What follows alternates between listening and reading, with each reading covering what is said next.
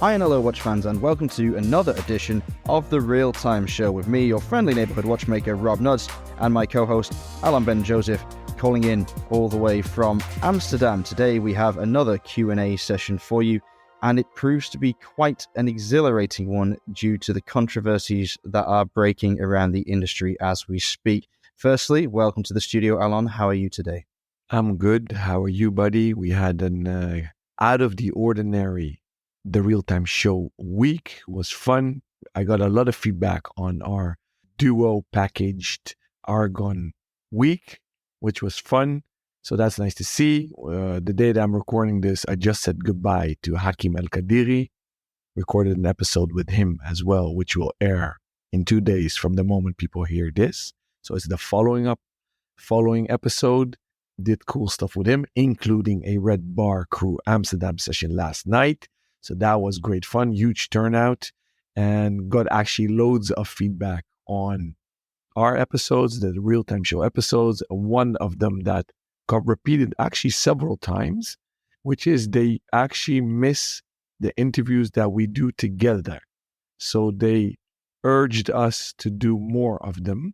So I warned them that there will be a few more where I go solo, you go solo, because both of us are extremely busy. But here on air, I'll promise that we're going to do more of them. Yeah, that might actually go hand in hand with some more feedback we've been getting for quite a while now, and we've decided to act upon it. And that is that we might be putting out a little bit too much content for our regular listeners to stay on top of. And it's really heartening to know that it matters to the people that have followed us from day one and latterly become addicted to the show, that they really do want to consume everything we put out.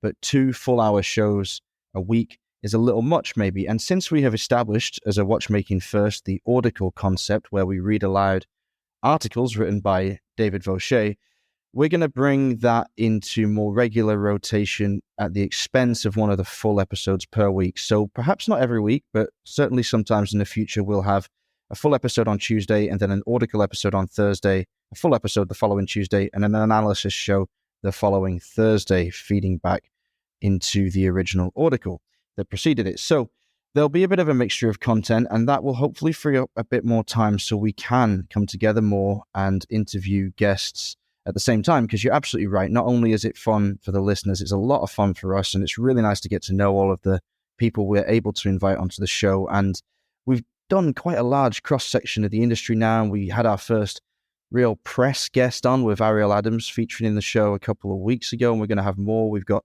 hopefully Andrew McCutcheon from Time and Tide coming on, and then we'll hopefully get some more people from European blogs and further afield, maybe even someone from Revolution, who knows. Oh, by the way, I started writing for Revolution USA, so if you want to go check out that work, you can do so on revolutionwatch.com.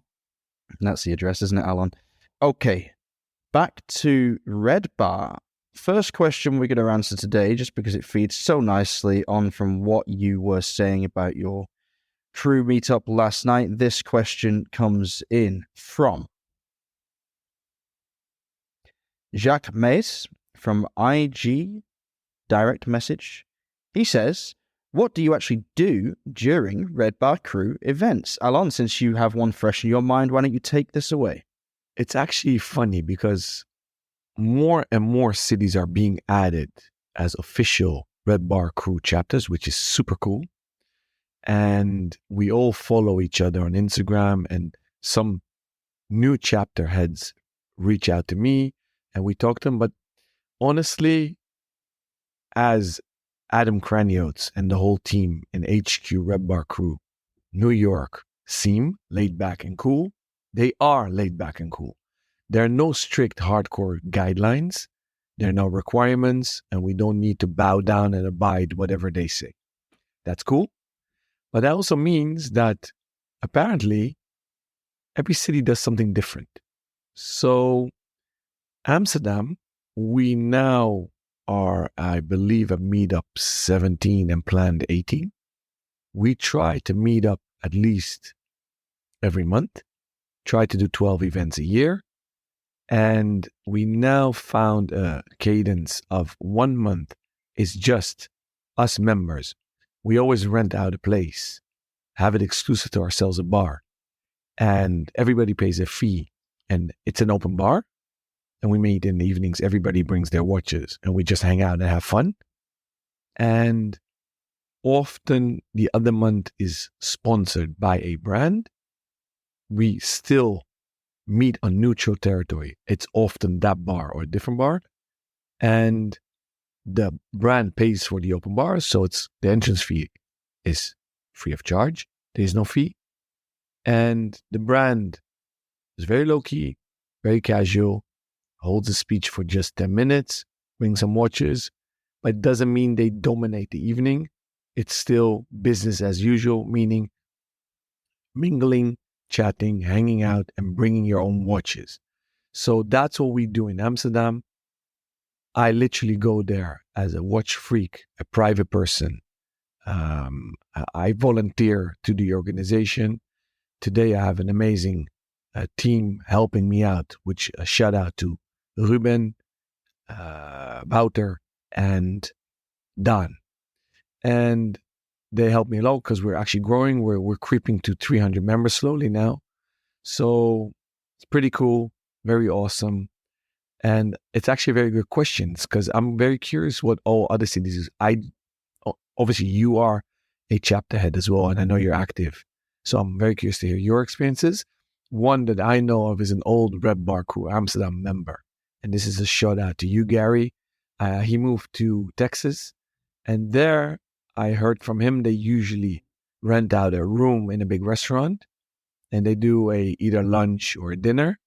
And they hang out sitting down. So we are actually standing and walking around. And I'm very curious what your experiences are, Rob.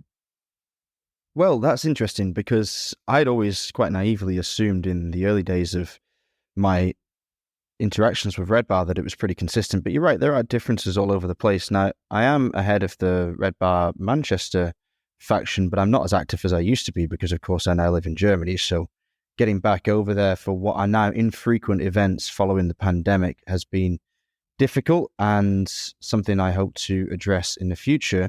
But I'm also lucky to have worked with Red Bar chapters in America quite extensively. I've given talks to Red Bar enclaves in, let me think, New York, Minnesota, Houston, Dallas, California, I think San Francisco, and amongst other places. And I remember quite clearly them being quite different events. So just to give you a quick buzz around, so New York, more like bar style events, which is where it all started, of course, in the Red Bar. In Minnesota, I gave a presentation in a retailer in JB Hudson upstairs, and they invited the local Red Bar chapter, and there was around 30 or 40 people all seated in a sort of lecture style arrangement, and I had a projector and a slideshow to go through. And then I did one in a small retailer standing up behind a vitrine in Houston, in Lewis Jewelers in Uptown Park, I believe.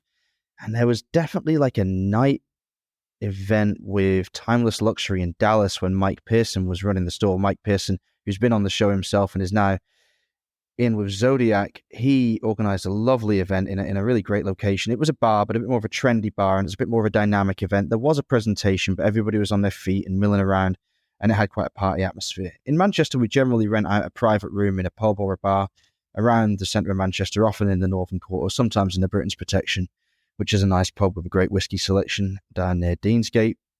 And we have a closed door event, really, so people can't just sort of flit in if they're not part of the crew. Obviously, that helps with security.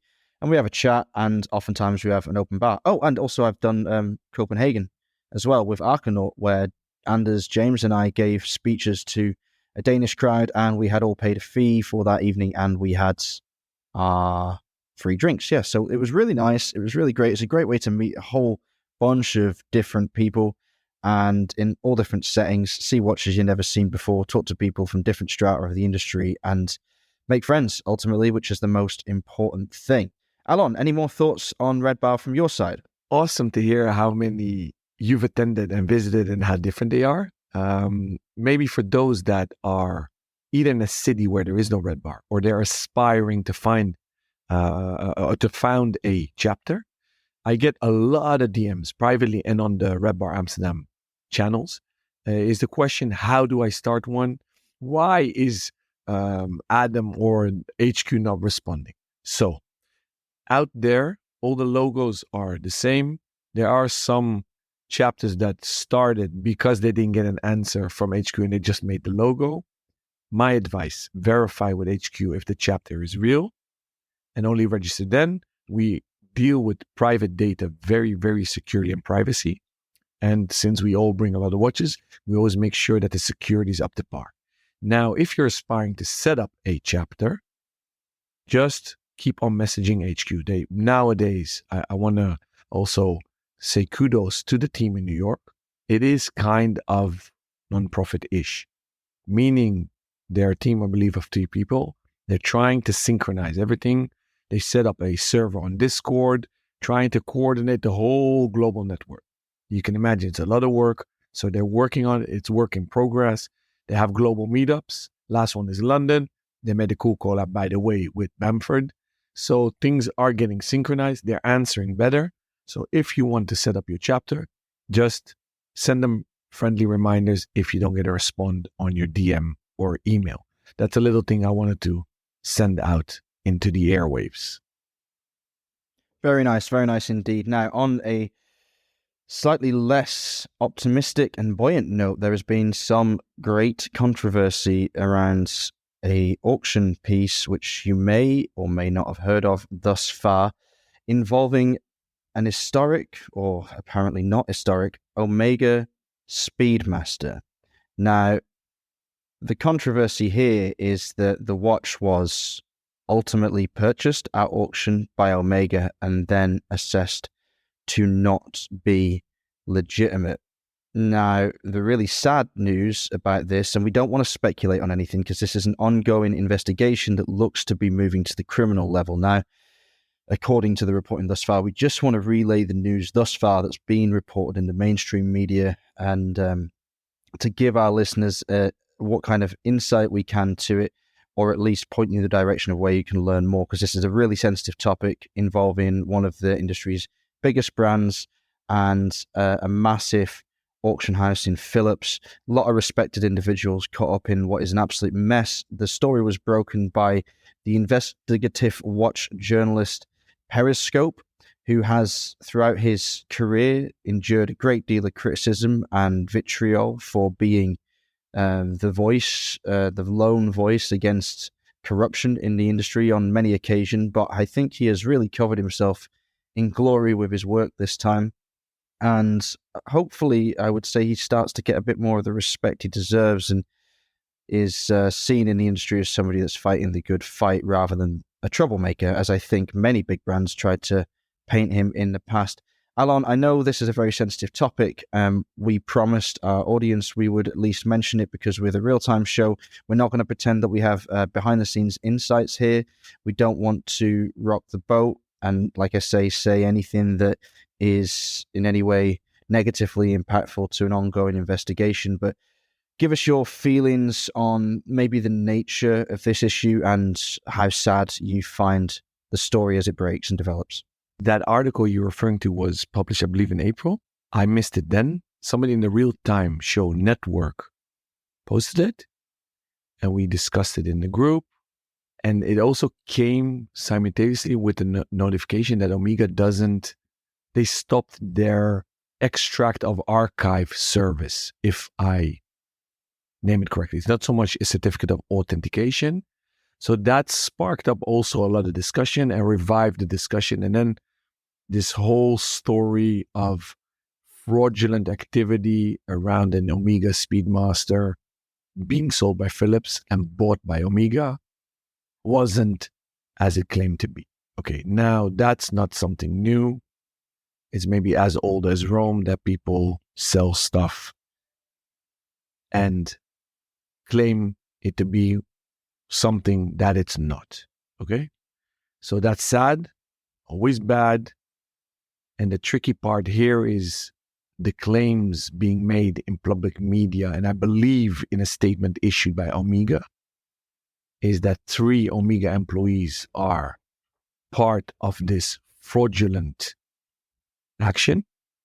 And if I recollect correctly and summarize it very briefly, that vintage Omega watch is a Frankenstein. When do we call a watch a Frankenstein? When the parts in the watch are not original anymore, meaning not the same date as the complete watch. So it can have original parts made by the brand, or obviously remade or replicas or etc. But if I understood correctly, in this PD, the employees by Omega affiliated to the Omega Museum, and everybody keeps on saying that also one of the three is the head of the museum or the previous head of the museum, which most of us in the industry know. I don't want to mention his or her name, because if I think who it is, I know that person very well for a very long time, and knowing to be a stand-up person. So I'm sad about that as well. I can't believe it even. The claim is that these Omega employees have willingly participated and worked together with the seller of the watch, a third party, upgraded the watch in the sense making it a Frankenstein to make it look like it's worth more. And they had a double hat on because Omega wanted to buy that watch at the auction, the Philips auction. And apparently the buyer bidding in the auction, an employee of Omega, was the head of the museum. So that person had a double hat on. And I believe that's the summary. Rob, did I forget something? No, I think you touched upon everything. I just so that the audience know what you mean by a double hat is that they were not only behind as far as the articles thus far are claiming, behind the falsifying of the watch itself, but also the authentication of the piece. So that's the real kicker. That's what I think is going to cause the greatest problems for Omega as they look to address this issue. Yes, so you're right. So it seems they did three things. Indeed, appraise it or authenticate it, willingly changed it, and then also manipulated the price. So they upgraded the price. So these are three things.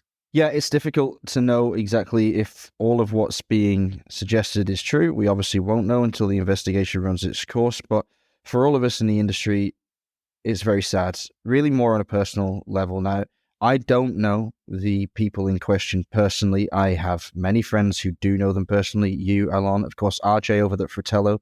And I think RJ should receive some real plaudits for his journalistic integrity, eventually approaching this issue and writing about it, because obviously due to Fratello's relationship with Omega, it's sensitive, but they had no option really but to come out and say something. And I think he said it in as diplomatic a way as he possibly could.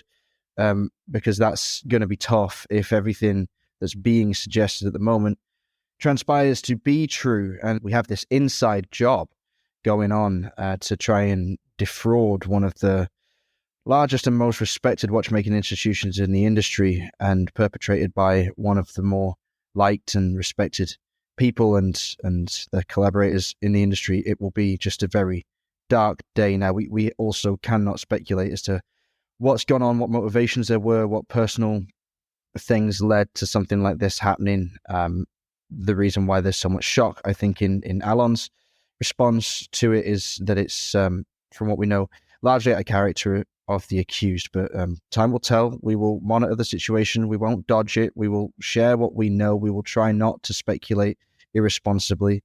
And if you hear anything, read anything, you want us to address it, we'll do our very best. We can't promise anything because we're not on the inside of this investigation. We will just keep an eye on it and make sure that we're not shirking our responsibility as an open watch media outlet by not discussing it. So, Alon, any further thoughts, or shall we leave this one sadly where it is for now and pick it up later?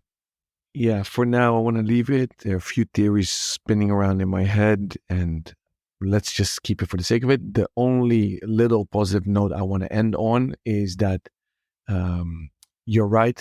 Robodian, our mutual friend, did an excellent job in writing up a good article and trying to keep a journalistic course, which should be objective in stating facts, which I think he did with everything at hand.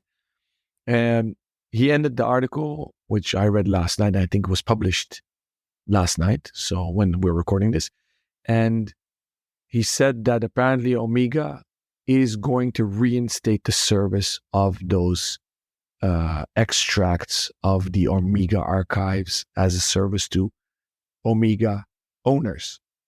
So I found that interesting. And I want to end it at that for now.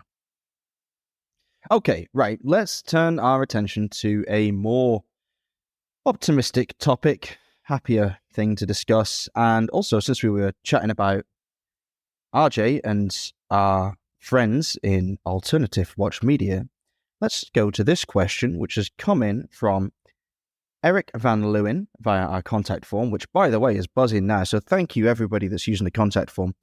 If you do want to get in touch with us, of course, you can contact us on Instagram, either at Rob Nuds or at Alon Ben Joseph via our emails, rob or alon at therealtime.show, or via the contact form. And if you'd like to become part of the Real Time Network, which is a group of our most ardent listeners, then you can just send us a request and we will add you to the WhatsApp chat group. Now, Eric asks us, which watch podcasts do you listen to yourselves, if any? My adventure started with Hodinkee, but that turned out to become, oh dear, dull and too much focus on Rolex to Eric's tastes. Fratello started nice, but the seemingly endless discussions about non-watch topics drove me away from them as well. Interesting. That might be my fault.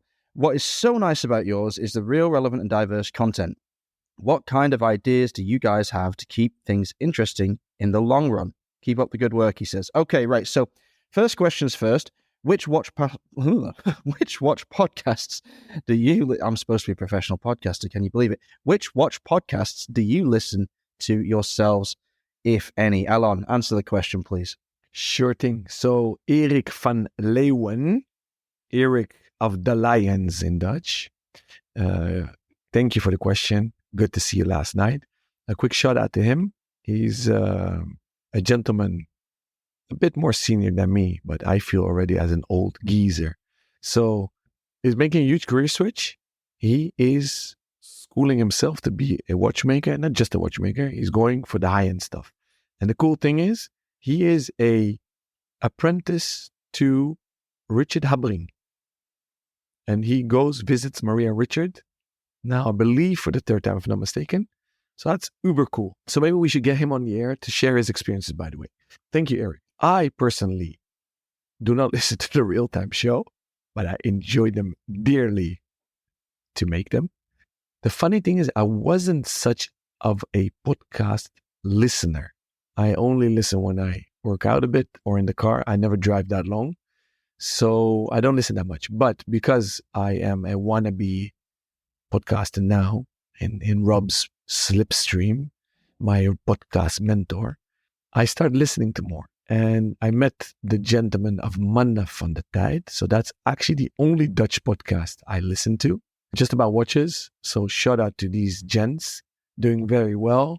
In English, I am on the same wavelength as you about Fratello. I actually used to listen only to Rob at Fratello. And I've had the honor to be a guest on his show.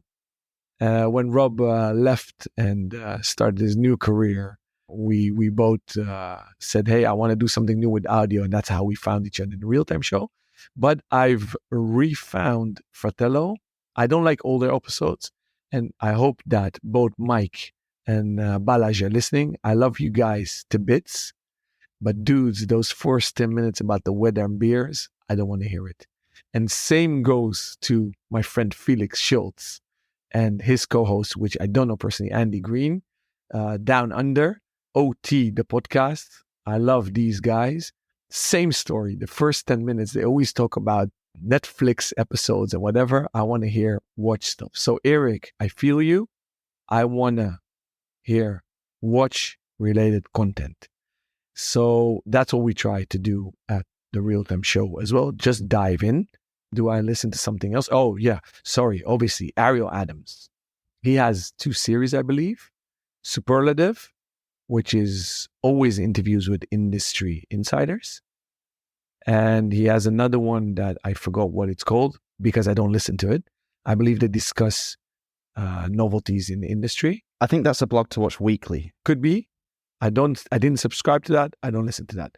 Hodinky actually skipped. I do love talking watches.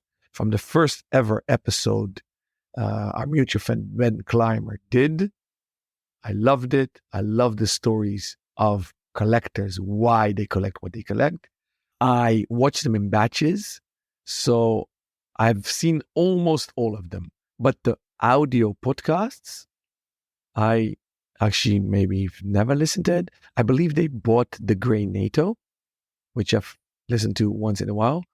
I know the chaps of Scottish Watches are doing amazingly, but I have a difficulty following with the accent. And that's my ignorance, so I apologize. I think that's it. And I listen to a few diamond podcasts, which are not relevant to answer here. You, Rob. Yeah, well, I'm a podcast addict, and I listen to a few non-watchmaking podcasts that I'll get out of the way first, just to name check them. I listen to around the NFL, which is hosted by Dan Hanzus and Greg Rosenthal and Mark Sessler most often, and formerly the late, great Chris Wessling. And I listen to The Rest is Politics with Alistair Campbell and Rory Stewart, which is the most listened to podcast in the UK, and very interesting because it's a bipartisan podcast in which Alistair, the former communications director of the Labour Party under Tony Blair, he's Labour, and Rory is a former Conservative MP and a fascinating chap. Really lovely dynamic between them. Their tagline is disagreeing agreeably or something along those lines. And it's really nice. They do a secondary podcast called Leading, which interviews world leaders, which is fascinating. And also, I have a long list of watchmaking podcasts that I enjoy. I do enjoy the OT with Felix and Andy. I can handle a bit of the banter and the chat about other stuff. And it's interesting to see how other people approach it. I also like James and Jason at the Grey NATO. Their podcast, I find, is much more like culturally focused. It's more about like your context of films and media and other high-tech equipment and whatnot. And they're both great characters, both great watch lovers. And I think that's a good podcast to listen to if you like those guys and their dynamic. I do listen to Superlative. I love Ariel's interviewing style. I loved having him on the show. I've been on Superlative myself as a guest, and I hope to have him back in the future on the Real Time show. I haven't listened to a Blog to Watch weekly yet, which is run by Rick Atkinson, formerly of Scottish Watches, when it was Rick and Ricky in the early days.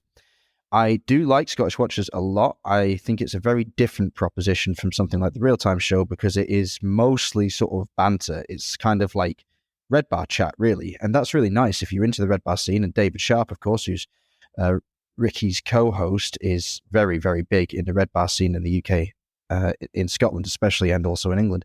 And they have their characters, which I think if you like, and if you can get on board with the accent, which is no problem for me, then absolutely check that one out. My sleeper tip and my personal favorite other watchmaking podcast is actually Keeping Time by Jeremy Oster, who is a jeweler in Denver. I've met Jeremy once when I worked for Nomos and hope to visit him again soon. He's a good guy. He's got a great deal of experience, talks very well, has great guests, and it's very informative. And if you like the style of the Real Time show, our sort of no-nonsense approach and getting right into it, then I think you'll enjoy Keeping Time by Oster Jewelers as well. And that is my answer. Alon, I see your hand up in the chat. I'll shut up. Yes. Jeremy Oster, I'm so sorry. He is, together with you, my northern light in podcasting. You are Wonder Man. Not Wonder Woman, but Wonder Man. You're Superman. You are Spider-Man. I think Spidey is cool. And they made Air Jordans with Spidey, but there is literally no correlation there. I didn't buy them either. I got 8 jobs. That was unintentional. Yeah. No, but on a serious note, so I literally loved you on Fratello. Ariel, I think, is too harsh on the air, but content-wise, he's a king. He's good. He's a real journalist. That's it. He's a real journalist. And that's the thing. Like, he really digs, he really pushes. And yeah, okay, it can be abrasive to some people, but what do you listen to podcasts for if it's not the insights behind the curtain? And I think of all the people, he's the most accomplished host. You know, you may not like his style, that's fine, but like I think the content is pretty damn good. No, he's good. He's good. I'm not criticizing him, and I don't find him harsh at all. It's just is it does it sound smooth on the ears? I don't even know if that's a saying or you can say that in English or whatever. But so Mike and Balaj are too laid back. I find Felix and Andy very soothing and relaxed and really this laid back Aussie vibe. I get the feedback about our show that we are high energy, and that feedback came also during Red Bar that when you and I don't do the interviews together, it becomes automatically less dynamic. So I take that as a compliment. Okay. So that's what we want also. And you and I are very passionate guys. Not saying that the other guys aren't, but not everybody can be a host, right? And host, you have to have a good voice. You can't work on radio. This is technically radio. Not saying that I have such a great voice. But okay. So Jeremy was my role model as a retailer. And he actually inspired me as a retailer to start a podcast for Ace Jewelers, actually. So this is a shout out to him. And I almost listen to every episode he has recorded. Yeah, well, that's a great way to spend your time. Absolutely. And I tell you, I don't know whether people think we have voices for radio, but we definitely have faces for them. That's for sure. Let's move on to the second part.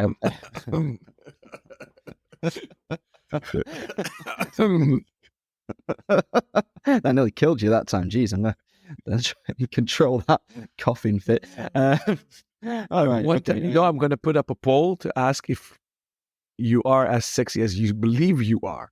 Hey, don't come to me with that question. You got to ask the groupies, the Robettes or whatever. I'm going these days. I think the next fair we go to, I'm going to make a poll on a tablet. I'm just going to walk around the halls. Yeah, well, it doesn't work in real life because I'm so short. You know, it kind of like destroys the illusion. You know, from a distance, you might sort of think, oh, he could be 6'2", but up close, I'm minuscule. Okay, second part of Eric's question. Nothing to do with my physical form. He says, what kind of ideas do you have to keep things interesting in the long run? Now, this is a really good question because it's something, of course, we have to discuss and talk about constantly. Now, we're quite a young podcast when all's said and done. We've only been going for about seven months, is it now? Since November 1st, I think was our first episode in 2022. And already in that time, we tried to do a few things differently. I mean, firstly, the Q&A session is not exactly, reinventing the wheel, but doing the regular shows as we have done really has kept us very engaged with our audience. And I think that's what's built a dedicated core following. And the articles, this was a real jump, I think, in terms of diversity of content, something that no one else in the watch industry has done before. I've actually never encountered it in any kind of media. I may be wrong, but we had this discussion, you and I, for a long time, because you were very keen when we started out to have a blog running alongside the podcast. And I was very reluctant to do that because having worked for many of the major blogs in the world, I'm aware of just how much time and effort it is to maintain consistent quality and frequency that is necessary to punch in the same category as our media peers. But we had these ideas that we wanted to express and we didn't have a format for them. And I was listening to an audiobook and it suddenly dawned on me that there's no reason why we can't have audio articles. And that's where articles came from. And at the same time, David had got in touch and I'd read some of his existing writing and was very impressed with his style and said, hey, look, why don't you create these articles for us? I'll read them out and then we'll analyze them, which is another wrinkle to the article series that is, completely new. Nobody's really ever done that before, to put out what is effectively a very short audiobook, between about 8 and 15 minutes long, depending on the length of the article itself, and then to really chop it up with the three of us. I love those three-way shows that we have. I think they're really dynamic, and it's really great to have David's voice on air as well, and I hope to have more of that in the future. As I have said, we are thinking about changing the frequency of our output, and not the frequency, but the style of it, maybe, so that we have more articles and fewer full shows so people can really consume everything, stay on top of it, and be more active in the Q&As when they roll around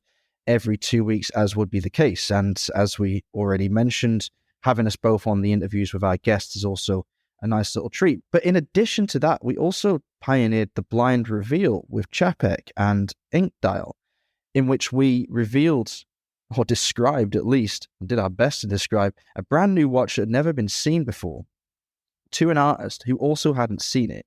And then Ben Lee, that's Ink Dial, sketched it, and got ever so close to the final product. And that created a real storm of interest around the Antarctic skeleton before it released, the Revelation as its official name. And that was nice. In the future, to answer your question directly, Eric, we plan on partnering with brands to do more exciting testing procedures. We have an interesting idea on the horizon with Sequent. We've talked to some other brands who I don't feel that we should name just yet about creating special edition watches for good causes and special moments in the watch or international calendars. And we want to try, as we said right from the very start, to make the Real-Time Show a force for good in the industry. And at the moment, we're making basically no money because we are pushing the promotion ourselves out of our own pockets. We're trying to stay as independent as possible so that we can still offer unbiased opinions on everything that we talk about. And we want, when we pursue partnerships with brands, to do it in a way that is totally transparent and is hopefully fun for the listeners and doesn't detract from our ability to be straight up and direct and offer our unvarnished opinions, but also just to give people more stuff to get excited about, more stuff to talk about, more exciting initiatives to back and support, sometimes financially. And hopefully for that, they would receive a very nice product that we have co-designed with some of our favorite people in the industry. And we may continue to pursue the product review shows, which we also pioneered early on in our existence. So there's quite a lot of things going on. If our listeners have any ideas of what they'd like us to do, then please get in touch, as we've mentioned. And if you really want to be part of the network, then let us know. Hop on board, discuss it with like-minded people, and see in which direction you can guide us. Alon, anything to add? No, I think you summarized it very well. And we are here for you. You is being the listener. We're here to serve. We do want to have fun. We're having tremendous fun. I'm actually super honored and surprised in a positive sense how rapidly our network is growing, how active everyone is. There's a nice vibe. There's a lot of knowledge being shared. Everybody can be her or himself. And so that is a super bonus for me. Give us feedback. Please do. Do we need to change something? I guess something to answer a part of Eric's question is, we always said we are catering the watch nerds. So criticism I got, you guys go too deep, too technical. You talk about brands that I've never heard of. That's immediately, that criticism is a compliment, because loads of listeners, acquaintances of mine that like the mainstream brands started listening to the podcast, got schooled/educated, super excited. They never heard of Chapek. They never heard of H. Moser. They never heard of Uweck. And it's now hardcore on their radar, and they're falling in love.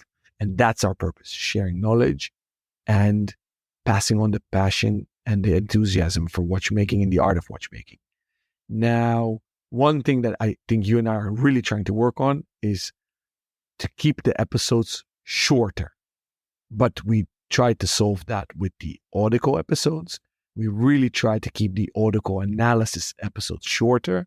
You and I have been saying, let's try to do Q&A at 45, but you and I are such chatterboxes, we really struggle. But I want to end this question, this chapter on this episode. Please keep your feedback coming. Positive, negative, criticism, we always learn from it.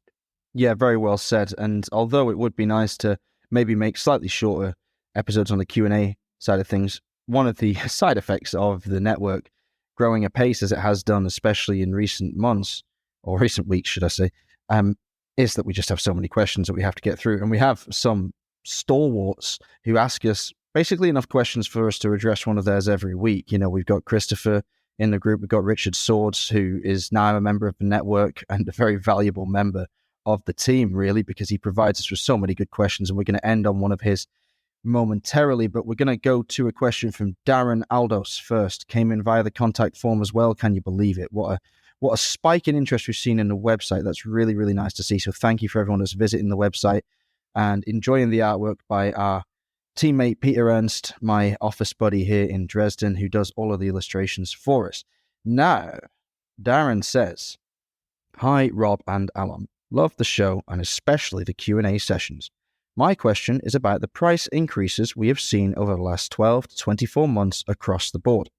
I am thinking mostly about brands where what I would know as a 4 to 8k euro watch previously now appears to be 6 to 12k. Cough cough, Speedmaster. I just bought an IWC Mark XX, that's 20, on the bracelet, which I love, but it had yet another increase around Watches and Wonders, which my AD informed me of as I picked up the watch. He honoured the old price, good chap, but I was really astonished at another increase already. As the market appears to be slowing down recently, is there precedent for watch brands doing price correction the other way, actually lowering the MSRP? Or is it reliant on the consumer being able to negotiate discounts with ADs? Thanks a lot, and I'd love to join the WhatsApp group if you would allow. Darren, I've got your number on my phone. I'm waiting for you to pop up on my WhatsApp. You will be added if you haven't already been added by the time this episode airs on Tuesday the 13th of June. Then just give me another nudge and I'll make sure that you get in that group as soon as possible. All right, Alon, nice question from Darren. I don't know him personally. I don't know if it's a name that you've encountered before. So maybe it's just a new listener we've accrued over time. Darren, welcome. Thank you. I personally don't know Darren. Keen to meet you. Thank you, sir. Great question. If you're new to the show, this is the Real Time Show. We give real opinions, real talks, and we say what we think. So, yes, I agree with you. And it is happening. And some brands are being shameless. And I'm a retailer. And I'm maybe not supposed to say this, but I don't give a heck. Because what you see is what you get. And in our boutiques, we give honest feedback. And sometimes we say things are overpriced, but it is an emotional project. It has nothing to do with rationale or ratio. It's all about emotion. We have a saying in Dutch, especially, and we use it for pre-owned stuff, cars or watches. What is it worth? The worth is what a madman would pay. Yeah, I'm transliterating it. Value is subjective, especially in this world. Because if we boil everything down to ingredients and manpower, it doesn't make any sense. And I believe George Kern, as the former IWC CEO, went on a Swiss TED Talk-ish thing and literally with his fingers pointed out that about 10 centimeters wide, his fingers apart, was marketing. So he admitted to it, which is honest. Are they pushing the envelope? We said it several times on air. We isolated one watch, the brand that you actually bought. Congrats on the Mark 20. Cool watch, amazing watch. I am amazed how steep that price is for the quality they supply. It's good, but I find it ambitious. Now, we spoke about the sibling of your Mark 20, the new engineer. I find that extremely expensive. But you refer to the Speedy. I always said the Speedy is undervalued. It's too cheap. If you look at the caliber that they've always been using, it's amazing. So still at, let's say, a Plexi, I believe does around 7,500. Double Sapphire does 86 or 84 or something like that. I don't find that too expensive for the quality they deliver. And then what all brands do is they sit behind their Excels and then they do a market research and then they make a competition analysis. They always make a graph and then they position themselves bang in the middle with pictures and pricing and then compare themselves to other brands. But sometimes I think they eat mushrooms. Sometimes I think they have beer goggles on, but sometimes they're disillusioned, far from reality. What we've seen in the last 12 to 4 months, I believe is shameless. It seems they grabbed the global inflation, which on average was 10, let's say, %. They took that as a basis and then said, oh, on average, we always increase our price 5 to 7%. Hey, let's do it 70%. Hey, let's do it a few times a year. Some brands are also very naughty. They look at waiting lists and they say, oh, there's so much demand. And economics is supply and demand, right? So we can ask more, which is shameless in my opinion. And things are going very rapidly. Now, I won't call it a hot air balloon, so balloon with hot air that's going to pop. But the idiocy in the Swiss, especially the Swiss watchmakers, there's only one way with them, and that's up, both in pricing. Prices always go up, they never come down. And in their predictions, there is never a correction. When they make budgets, there is never a correction. I always say, from biblical times, we always said there's 7 fat years, there's 7 meager years, right? Everything is cyclical. Everything goes up and down. Everything in life. So that really, really is crazy. It's madmen that are running that show if they do that. Now, why do I applaud and salute Jean-Claude Biver? Not only does he relatively speak very frankly, he says what he thinks and he does what he says. And when he was running the show at LVMH Watch and Jewelry Division, so when Hublot got bought, he came on board, slowly from Hublot took over Zenith and Tag Heuer. Bulgari he didn't touch. And he corrected pricing on Tag Heuer. He simply said, it's too expensive. And I really, really respected that and applauded that. And he immediately changed pricing and simply took less margin, right? Because production costs didn't come down. Those are my 2 cents. I'm very curious what you're going to say, Rob. I think you absolutely hit the nail on the head when you said that there's very, very rarely a price correction. It's almost impossible for a brand to do that in a reputationally sound manner. You can't release a product, charge a price for it, and then when you've realized that you've pushed the boat too far, reduce that price because you are really going to piss off the customers that paid the inflated price originally. There are ways around it, and there are ways that raising prices to what seem like obscene levels like this can benefit your brand in the long run if you're trying to, let's say, clear out a lower price point into which you plan on launching a new model, which will then seem comparatively well priced to a model that has been moved above it, and start anew with that reference and ultimately discontinue the one that's overpriced. I think it's far better for a brand to discontinue an overpriced model than it is for them to reduce it. I would never, ever, ever advocate that from behind the scenes if I was advising a brand that feels like they got a little bit too cocky or that a bit too big for their boots or overestimated the amount of serious buyers on waiting lists, which, let's face it, can be pretty misleading depending on duplicates in those waiting lists, because many people that want a watch aren't just on one waiting list for it, they're on them all. I mean, that's the smart thing to do. If you want to watch, to hell with the watchmaker trying to, gauge how many pieces they need to make, go and put yourself on every waiting list going, so you've got the best chance of getting one. So yeah, I think that brands have got a little bit too greedy in recent years, and they have seen the massive explosion of interest throughout the pandemic, especially in pre-loved pieces, and they're putting up the MSRPs across the board, I think, to try and get more of that money into their coffers rather than allowing it to flow around the secondary market. Is it sustainable?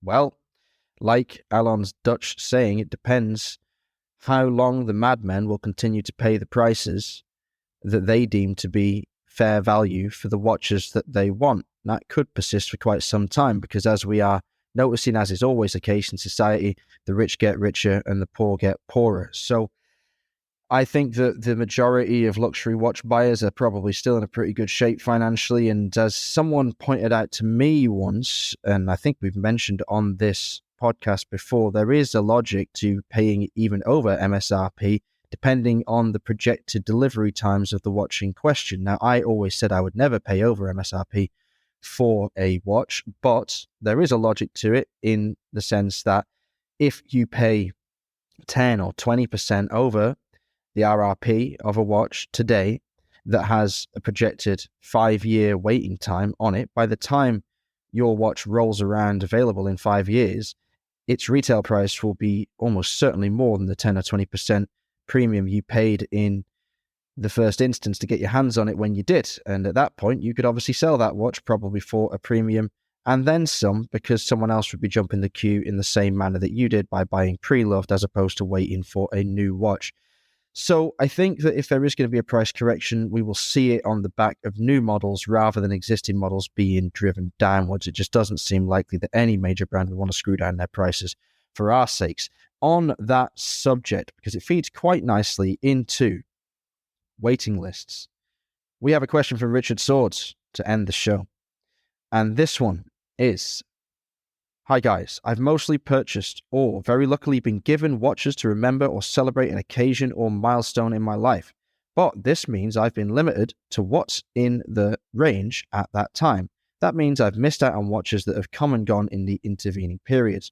How would you recommend somebody go about significant purchases to protect against the possibility of missing out?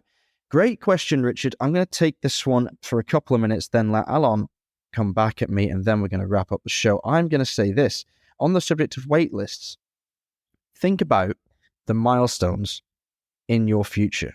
And I've just been experiencing this myself this week, having spoken to our mutual friend Sylvain Berneron about his upcoming release. And I was thinking, well, when am I going to try and get my hands on one of these wonderful watches? And at first I thought, okay, well, I'm a couple of years away from 40. That's a great time to buy a watch of this stature. Unfortunately, it seems like Sylvain's project is going to be a little bit too popular for me to get my hands on one even in that time frame. So I looked ahead and thought, well, 45 years old, that's a fine age and a good amount of time to save up for what would be a hefty piece and easily the most expensive in my collection if I were able to corral one. But I thought that's not a bad way to look at things. Like, look around yourself. What kind of milestones can you see coming?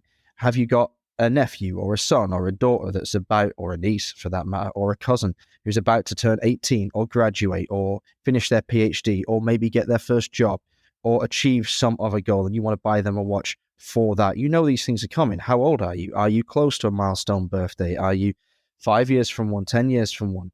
If you are, have a little think about maybe what brand you would like to buy for that moment. Go to that brand and tell them, say, I want to get on a waiting list. And you might want to put yourself on a waiting list for a specific model. With a major brand like Rolex, you might have to. You might have to go in there and say, oh, put me down for the Daytona, put me down for the Sub. I'm aiming to get one at this point 5 years from now or 4 years from now or whatever. Better still, identify a small independent brand that has long lead times anyway.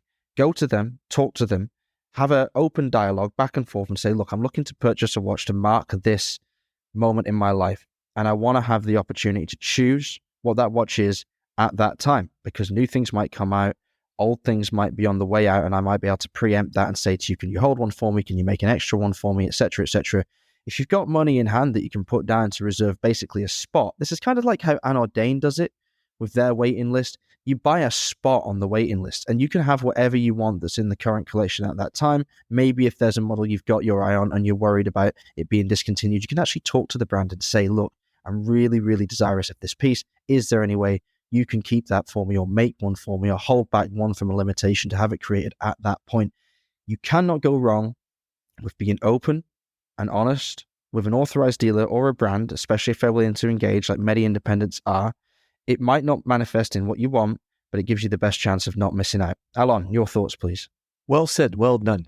So from a retailer's perspective, so at Ace, we're the odd one out. Our waiting lists are built on one thing: first come, first serve, meaning we follow dates on waiting lists, timestamps.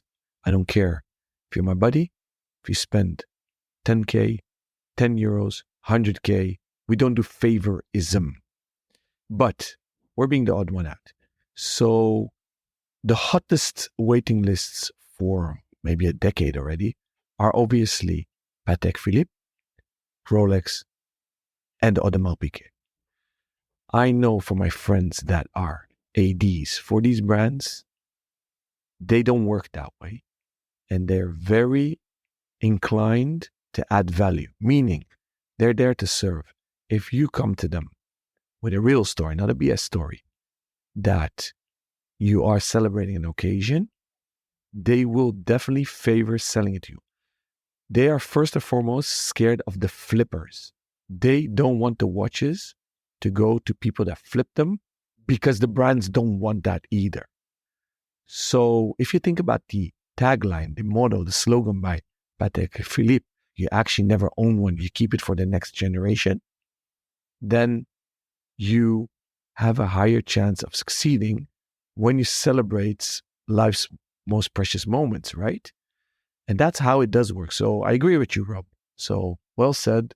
And as a retailer, that often works like that. Very nicely said. Lots of advice. If you want to get in touch with us, you can do so by contacting us on Instagram, either at RobNuds, ROBNUDDS, or at Alon Ben Joseph, ALONBENJOSEPH, or via our usual emails as before stated. Till next time, stay safe and keep on ticking.